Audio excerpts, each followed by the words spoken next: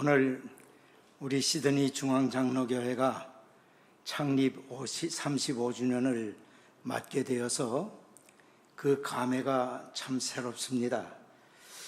35년 전에 이 교회를 세우시고 지금까지 인도하시고 성장시켜 주신 우리 주님께 감사와 영광을 올립니다.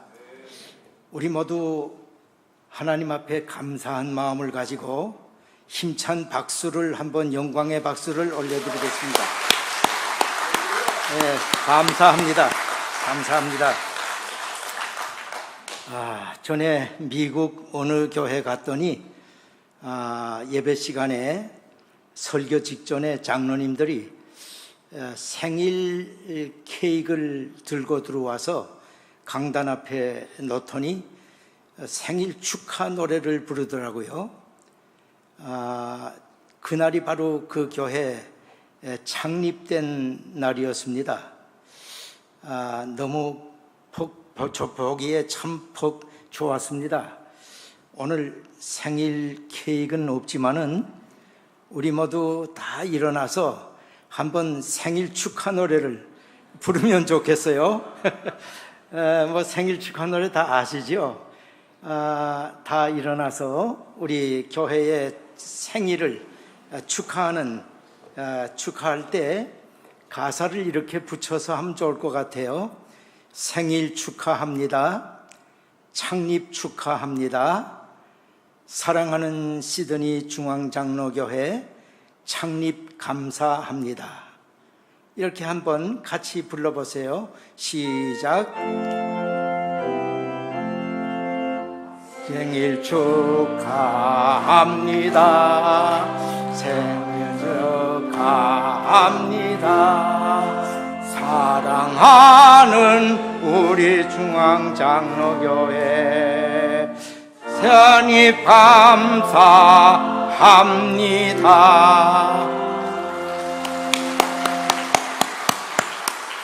예. 홍 목사 많이 달라졌지요? 제가 오늘 설교를 부활 첫 예배 때의 설교를 다시 한번 하려고 찾아보았더니 그 부활주일 설교를 했더라고요. 사실 부활절 이 예수 그리스도께서 음부의 권세를 깨트리고 다시 살아나심으로 말미암아 교회가 세워진 것입니다. 그래서 이 교회가 세워진 것은 부활절 주일을 통해서 감사합니다. 잘 안 됐나? 예. 그래서 음부의 권세를 깨트리고 부활하시로 말미암아 교회가 세워진 것입니다. 그리스도의 부활이 교회의 기초입니다. 아무리 그리스도의 십자가를 이야기하고 또 자유주의 신학자들처럼 근사한 표현을 써가면서 학적으로 아무리 좋은 이야기를 기독교에 대해서 좋은 이야기를 많이 해도요, 부활하신 예수님을 직접 만나본 사도들이 전해준 이 부활을 믿지 않으면 그 모든 것이 다 허구가 되는 것입니다. 그러니까 신자와 불신자의 구별은 바로 예수 그리스도의 부활, 사도들이 전해준 그 부활을 그대로 믿느냐 믿지 않느냐, 여기에 따라서 결정되는 것입니다. 35년 전에 세워진 우리 교회는 사도들이 전해준 예수 그리스도의 부활 위에 굳게 서서 성장해가지고 개혁주의 교회로 이 땅에 뿌리 내리게 된 것입니다. 특히 감사한 것은 그 당시 어린 자녀들이 그러한 믿음으로 성장하여 교회의 기둥같이 이렇게 교회를 충성하고 또 우리 사회의 각계각층에서 좋은 영향력을 끼치고 있는 것을 볼 때에 정말 보람을 느낍니다. 김강섭 장로님이 아까 영상에 잠깐 얘기를 했지만은 정말 귀하게 자라나서 이렇게 교회의 기둥으로 세움을 받고 충성하는 것을 보면 너무 마음이 흐뭇합니다. 더군다나 신학사조가 지금 혼란한 시대에 저와 같은 신학교를 하고 같은 개혁주의 노선에 선 우리 후배 목사님을 보내서 저의 목회를 계승케 해주신 하나님께 감사를 드립니다. 시편 127편 3절에 자식은 여호와의 기업이요 태의 열매는 그의 상급이라고 말씀하면서 젊은 자의 자식은 장사의 손의 화살 같아서 그것이 그 화살통에 가득한 자는 복이 있도다 라고 말씀하셨는데 우리 중앙장로교회가 그런 복을 받은 교회가 아닌가 그렇게 생각이 됩니다. 여러분 가정에서도 모두 다 그런 복이 임하게 되기를 축원합니다. 저는 오늘 여러분에게 한 가지 질문을 드릴까 합니다. 이 질문은 여러분에게만 드리는 것이 아니고 지상에 세운 모든 교회, 모든 성도들에게 공통적으로 드리는 아주 중요한 질문이 되겠습니다. 여러분, 결혼을 왜 하십니까? 생각하는 동안 물 한 잔 마시고.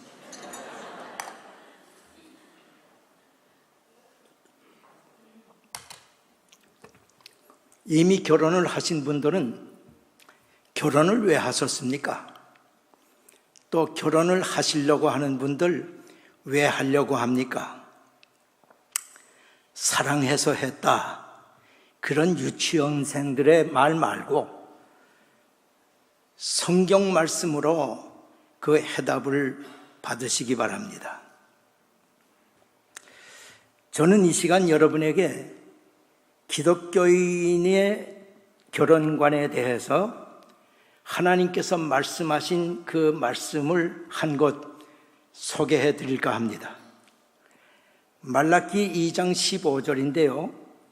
거기 보면 간략하게 말씀드려서 경건한 자손을 얻기 위한 것이라 그렇게 말씀하고 있습니다. 나중에 찾아보시기 바랍니다. 하나님께서 부부를 한 몸으로 짝지어서 가정을 세워주신 것은 경건한 자손을 얻기 위해서 결혼 제도를 세워주셨다 하는 말씀입니다. 여기 경건한 자손이란 하나님을 경외하고 또 예수 그리스도 안에서 살아가는 신앙의 사람들을 말합니다. 예수 그리스도를 믿는 믿음의 자손들을 의미하고 있습니다. 그런데 그러한 자녀들이 태어나자 자연적으로 그렇게 되는 것이 아니고 그 자녀를 선물로 받아서 키우는 우리 부모를 통해서 되어진다는 것입니다. 그래서 성경에 보면 하나님의 백성들, 특히 그 부모들에게 쉐마 교육의 지침을 만드셔서 그런 교육을 하라고 하나님께서 명령하신 것입니다. 그것이 오늘 제가 드리고자 하는 말씀의 내용입니다. 쉐마라고 하는 말 여러분 다 아시죠? 바로 들으라는 말입니다. 들으라. 귀 있는 자는 들을지어다. 무엇을 들으라는 것입니까? 마음을 다하고 뜻을 다하고 힘을 다하여 네 하나님을 사랑하라. 이것입니다. 이 쉐마 교육이 하나님 백성의 교육 현장의 핵심이요, 신앙 고백이라고 할 수 있습니다.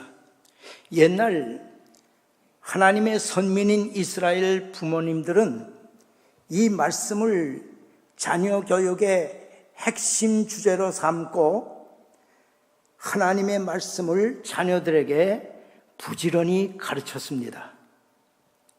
그렇게 해서 그들은 경건한 자녀들을 양육하여 신앙 노선을 이어간 것입니다. 그렇게 해서 후손들에게 그 민족의 순수한 믿음의 유산을 그 자손들에게 물려주고 경건한 민족의 맥을 이어갔습니다. 성경에 보면 자자손손, 대대로가 하는 말이 많이 나옵니다.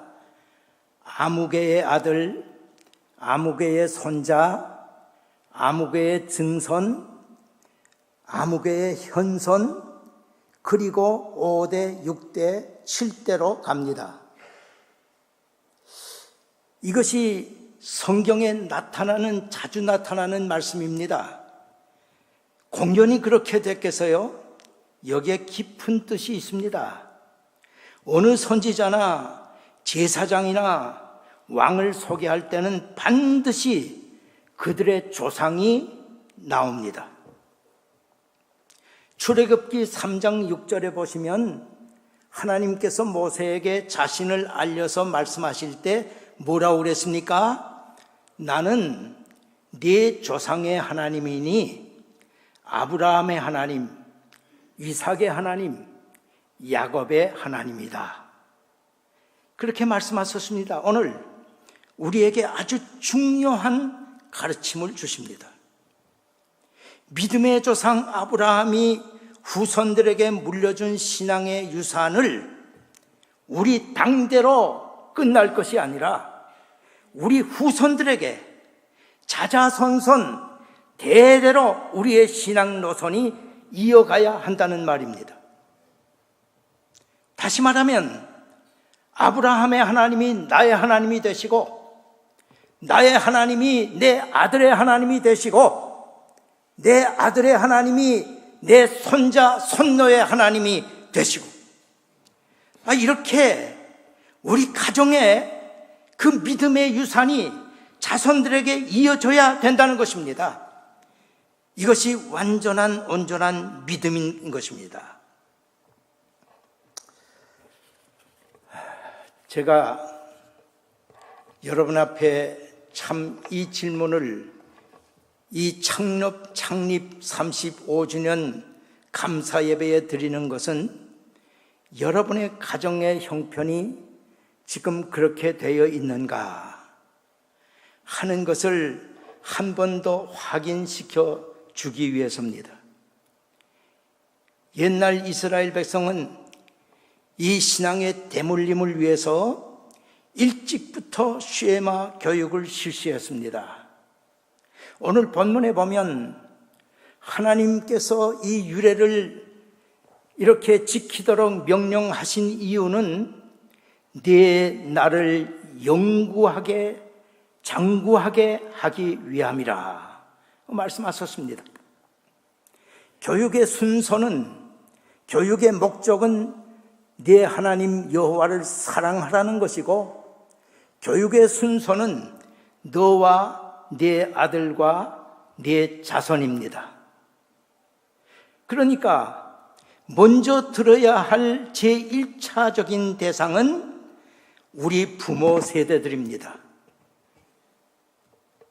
부모가 신앙교육의 필요성과 그리고 그 가치관을 가져야 그 신앙이 계승될 수 있다는 것이죠.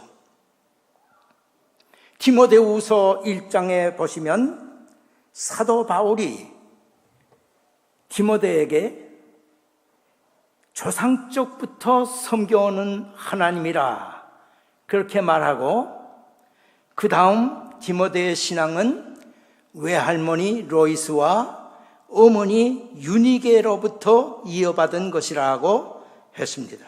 그러니까 디모데의 어머니는 어렸을 때부터 자기 어머니에게 신앙교육을 철저히 받아가지고 자라나서 결혼을 해가지고 아들을 낳았습니다.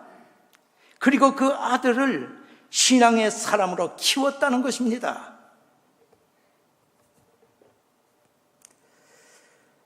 믿음의 계승을 우리는 본받아야 합니다.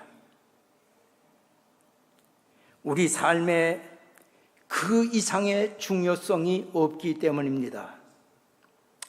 요즘 노인들이 모이면 자식 자랑, 또 손자 자랑 많이 한다고 합니다. 그래서 정신이 없다고 그래요. 그래, 아예 자식 자랑, 자녀, 손자 자랑 자랑하려고 하면은 돈을 얼마를 내놓고 해야 된다는 겁니다. 여러분, 세상에서 아무리 좋은 학교 나오고 공부 잘하고 돈 잘 벌고 좋은 곳에 취직한다고 해서 신앙의 사람이 안 되면 그 모든 거 다 자랑거리가 될 수 없어요. 그런 거 자랑하지 마십시오. 오히려 부끄러운 줄 아십시오. 요한 웨슬레가 이런 말을 했습니다. 우리가 장차 하나님 앞에 가서 섰을 때 3가지 질문을 하나님께서 하실 것인데, 첫째는 내가 네게 준 시간을 어떻게 활용했느냐, 둘째는 내가 네게 준 돈을, 물질을 어떻게 사용했느냐, 셋째는 내가 네게 위임한 자녀를 어떻게 양육했느냐. 여러분, 참 심각한 문제입니다. 사실 우리가 잘 믿고 나는 천국에 가 있는데요,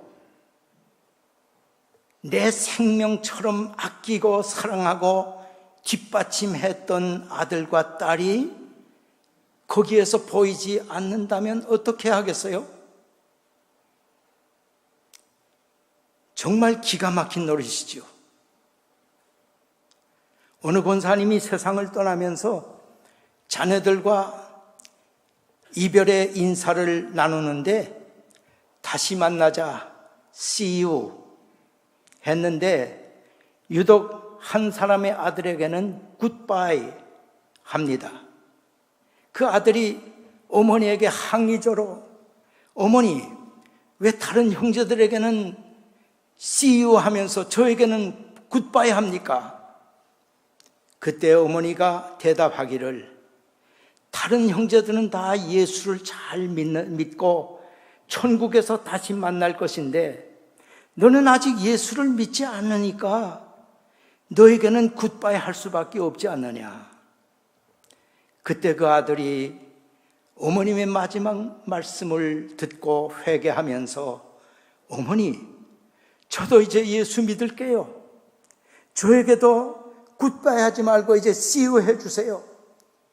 그때 그 어머니는 아들을 끌어안고, 이제 됐다, 우리 모두 see you 하게 돼서 참 감사하다, 그리고 세상을 떠났다고 합니다. 경건한 신앙, 경건한 가정, 경건한 신앙 계승이 우리의 생명선과 같습니다. 저는 오늘 설교의 결론을 노아의 가정을 모델로 소개하고 말씀을 맺고자 합니다. 창세기 6장 9절에 노아의 족보가 거기 기록되어 있는데요, 노아는 의인이요 당대의 완전한 자라, 그렇게 소개하고 있습니다. 교리적으로 말하면 의인이라는 것은 믿음으로 의롭다 함을 받은 사람이요, 완전하다, 당대에 완전하다 하는 것은 그의 믿음이, 그의 가정이, 온 식구들이 믿음 안에서 완전히 살았다 하는 그런 것으로 해석해도 됩니다.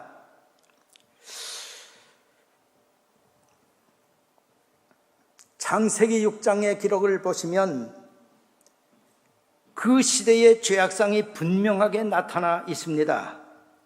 하나님의 아들들이 사람의 딸들의 아름다움을 보고 그 좋아하는 모든 여자를 아내로 삼아서 자녀를 낳았는데 그 세대가 네피림이었다. 이 네피림이라고 하는 말은 폭군, 침략자들, 타락자들이라는 말입니다. 좀 더 원색적으로 번역하면 깡패, 폭력배라는 말입니다. 이것이 노아 홍수 직전의 사회 현상이었습니다. 오늘 우리가 살고 있는 사회 현상과 좀 비슷한 느낌이 들지 않습니까? 온 땅이 하나님 앞에 패괴하여 강포가 땅 위에 충만한 노아 시대의 죄악상이 지금 재현되고 있는 것입니다. 이것이 말세의 현상입니다.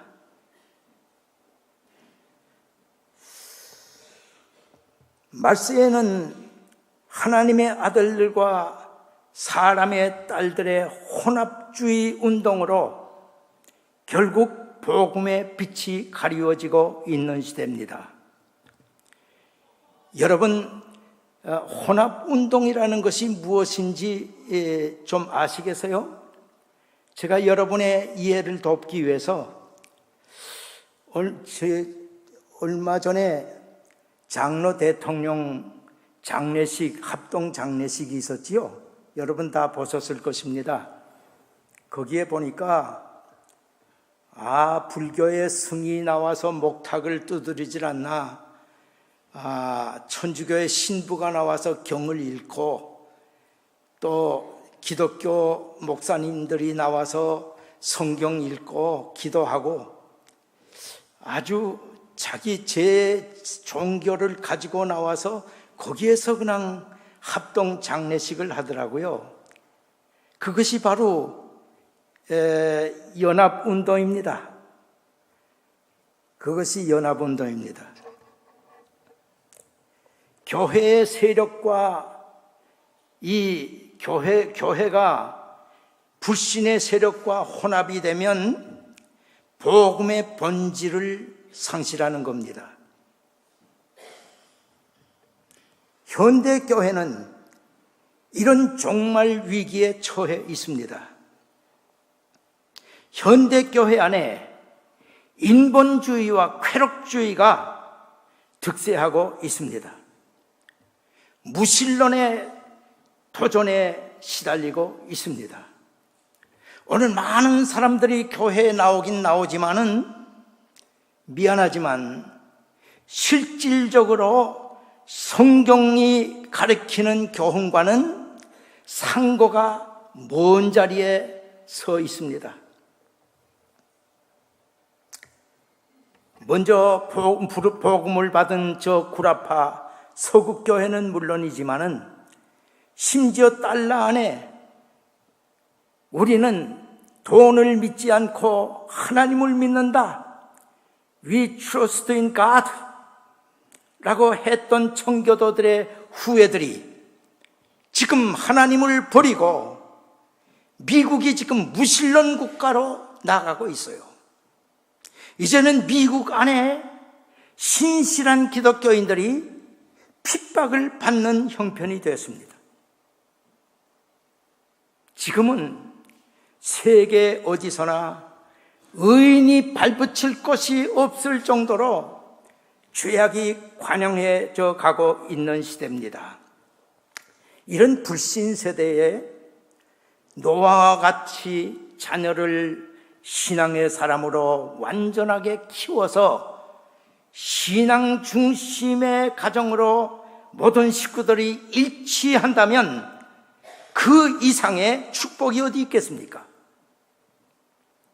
노아는 역사상 가장 먼 기상 통보를 받은 사람입니다. 그가 계시를 받고 정말 믿음으로 방주를 지을 때 120년이나 걸리는 세월이 흘렀는데 그의 부인이나 아들들이나 며느리들 중에 노아에게 불평 한마디 하지 않고 함께 협력했다는 것은 이건 신앙 중심의 사람이 아니고는 있을 수 없는 일입니다. 또한 너는 네 아들들과 네 아내와 네 며느리들과 함께 방주에 들어가라고 했을 때 온 가족이 한 사람도 빠짐없이, 며느리 중에 무슨 빠지는 그런 며느리도 없고요. 그러니까 결혼을 아주 믿음 안에서 잘 했어요. 며느리도 잘 맞이하고. 그래가지고 신앙이 일치되니까 방주에 모두가 다 들어가서 구원을 받은 것을 보면 이것 노아의 가정이 신앙적으로 완전했다는 것을 말씀해 주고 있습니다. 우리가 성경 기록에서 나타난 그 노아의 가정과 롯의 가정을 비교해 보면 아주 대조적입니다. 소돔성의 멸망을 앞두고 빨리 도망가라는 천사의 말을 듣고도 롯의 가정은 구원을 다 받지 못했습니다. 사위는 농담으로 받다가 망했고 부인은 뒤를 돌아보다가 소금기둥이 되었습니다. 그들은 스스로 자원해서 나오지 못하고 겨우 천사의 손에 이끌려가지고 나왔습니다. 결국 모압과 암몬의 조상이 되어 이스라엘 총회에 들 수 없는 부끄러운 후손을 남겼습니다. 그러나 노아의 가정은 온 식구가 다 들어간 것입니다. 누구 하나 머뭇거리거나 주저하지 않았습니다. 노아의 말에 부인도 세 아들 며느리들도 다 순종하고 일치했습니다. 참으로 이상적인 가정입니다. 여러분 명심하십시오. 우리가 한평생 세상을 살면서 가장 비극이 있다면 한 집에 살던 부부가 사랑스러웠던 그 자녀들이 존경했던 그 부모가 세상을 떠날 때 영이별이라는 것, 그것보다 더 큰 비극은 없을 것입니다. 그래서 우리 기독교의 장례식에는 영결 예배라는 것이 없습니다. 왜요? 천국에서 다시 만날 사람들인데 영원히 이별한다는 거, 이거 있을 수 있습니까? 있을 수 없는 일이죠. 천국은 이별이 없는 곳입니다. 만남의 장소입니다. 성도들이 만나서 함께 살아가는 곳입니다. 그래서 하나님은 나만 구원하시지 않고 우리의 자자손손 대대로 믿고 구원받기를 원하시는 것입니다. 아멘이십니까? 여러분 모두 오늘 이 불신 시대에 노아처럼 신앙 중심의 가정을 세워서 자자손손 대대로 이 신앙 노선을 이어가게 되시기를 축원합니다. 우리 한번 다 같이 일어나서 옛날 여호수아가 공속에서 선포했던 것처럼 함께 한번 외쳐보았으면 좋겠습니다. 여호수아 24장 15절 말씀인데요. 여러분 잘 아시죠? 오직 나와 내 집은 여호와를 섬기겠노라. 우리 다 같이 큰 소리로 한번 외칩시다. 시작. 오직 나와 내 집은 여호와를 섬기겠노라.